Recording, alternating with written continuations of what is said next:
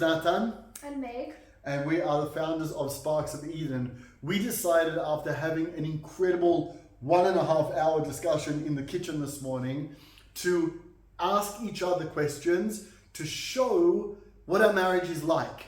Because it seems like when people run marriage conferences and coaching and all that type of stuff, they just put on this beautiful makeup, right? Figurative and real. Because we all wake up looking like that. And give the world what they want to present to the world rather than what the reality in their life is. And so we're going to shoot some questions at each other.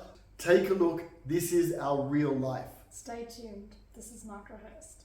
How do you create trust in relationships? Wow, amazing question. So I think that trust is something that grows over time. Obviously, when you start a relationship, you start with a certain level of trust.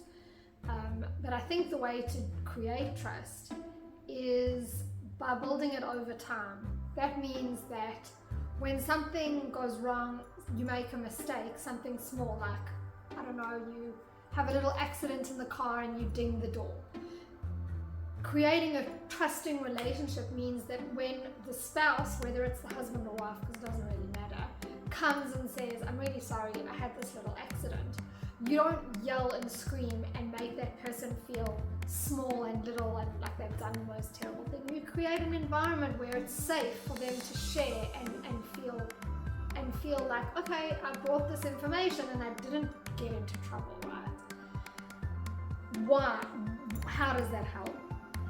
That over time, when these things happen more and more, then when something really big happens, something really potentially disastrous, potentially can destroy a relationship, that you've created the space and the place for that person to feel, I can bring this information, I can share it without being yelled at, without being treated badly, without being judged.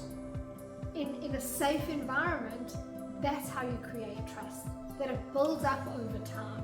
You don't just suddenly go from 0 to 100 in the trust spectrum. So trust builds up over time, and when you've created a safe space and a safe environment over time on the small things, then when it comes to the big things, the trust already exists. You don't have to create it. You don't have to create the space for it. It's there.